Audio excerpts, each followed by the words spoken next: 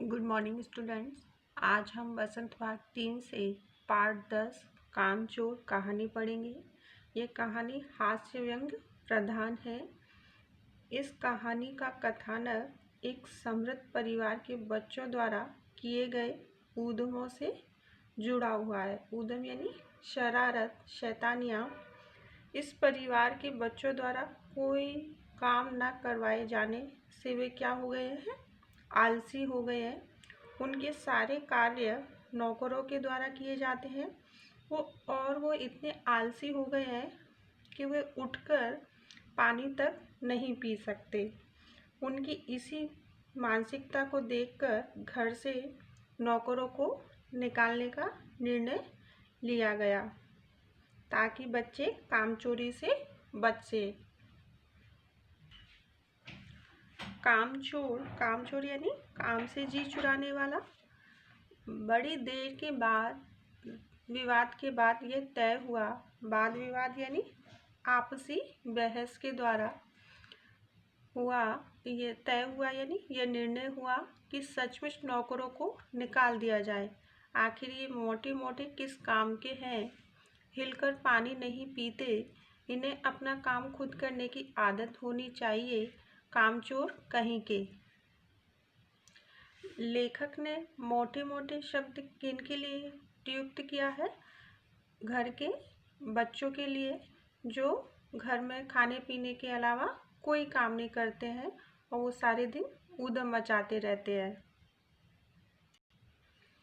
और वे हिलकर पानी क्यों नहीं पीते? क्योंकि उनके सारे कार्य नौकरों के द्वारा किए जाते हैं, इसलिए वो अपना कोई भी काम नहीं करते। तुम लोग कुछ नहीं, इतने सारे हो और सारा दिन ऊधम मचाने के सिवा कुछ नहीं करते। ऊधम मचाना यानी शैतानी करना।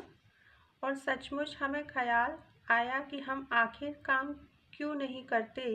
हिलकर पानी पीने में अपना क्या खर्च होता है, इसलिए हमने तुरंत हिलाकर पानी पीना शुरू किया।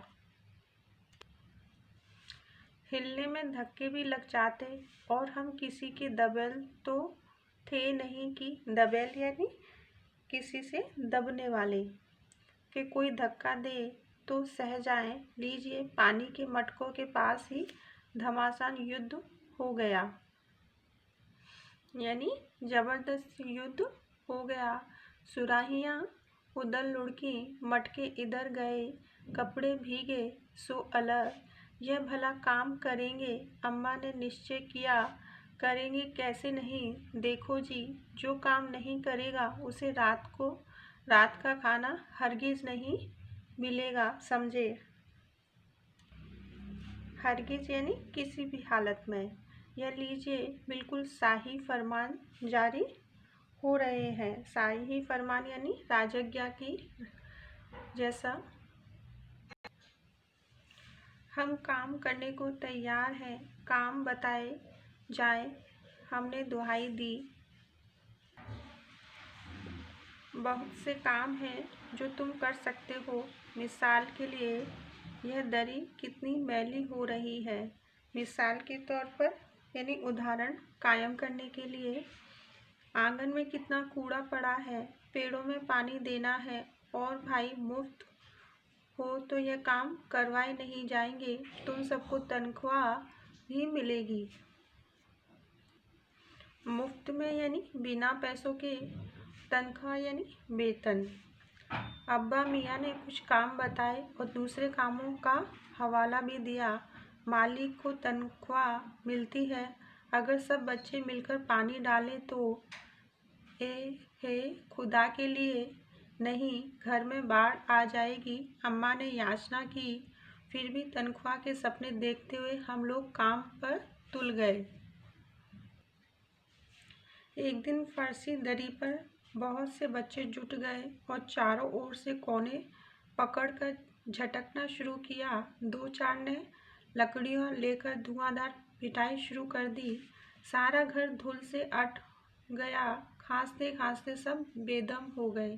सारी धूल जो दरी पर थी, जो फर्श पर भी थी, सबके सिरों पर जम गई, नाकों और आँखों में घुस गई। बुरा हाल हो गया सबका। हम लोगों को तुरंत आंगन में निकाला गया। वहाँ हम लोगों ने फौरन झाड़ू देने का फैसला किया। सारा घर किससे अट गया था? धूल से, क्योंकि जब बच्चों ने दरी को झाड़ना शुरू किया तो उससे जो धूल मिट्टी निकल रही थी तो उससे सारा घर अट गया। और उससे क्या प्रभाव पड़ा कि सबकी खांसी आनी शुरू हो गई।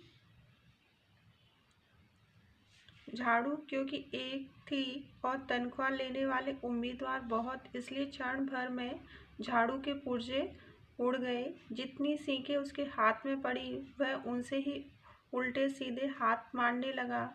अम्मा ने सिर पीट लिया। भाई, ये बुजुर्ग काम करने दे तो इंसान काम करे।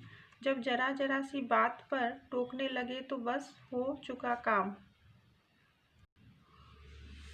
असल में झाड़ू देने से पहले जरा सा पानी छिड़क लेना चाहिए। बस ये ख्याल आते ही तुरंत दरी पर पानी छिड़क गया।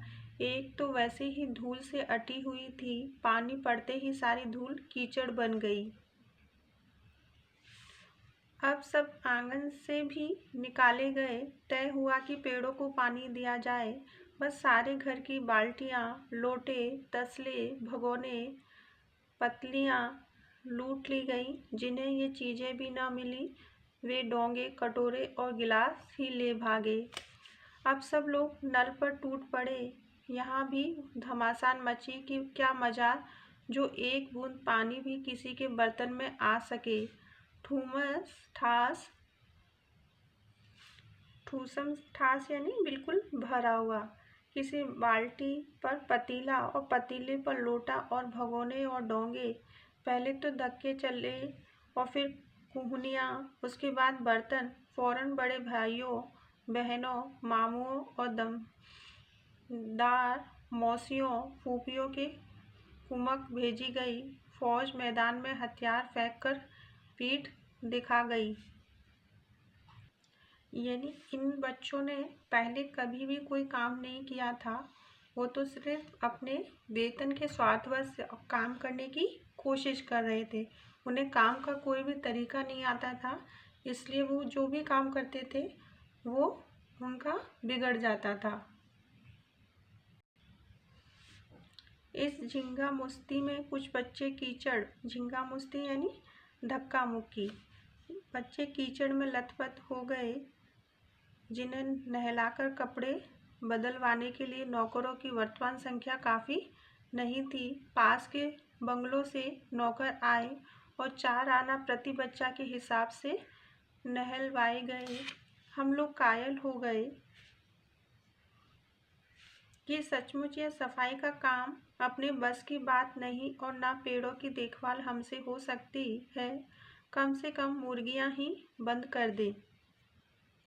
अब बच्चों को क्या लगा कि वे सफाई और पौधों में पानी देने का काम नहीं कर सकते, इसलिए वो क्या काम करें, मुर्गियों को बंद करने का ही काम कर ले। क्योंकि जब बच्चे पेड़ों में पानी देने के लिए नल के नीचे पानी भरने आए तो सभी आपस में भीड़ गए और इस कारण वहाँ पे पानी फैल गया और कीचड़ ही कीचड़ हो गया, जिसमें बच्चे क्या हो गए, लथपथ हो गए।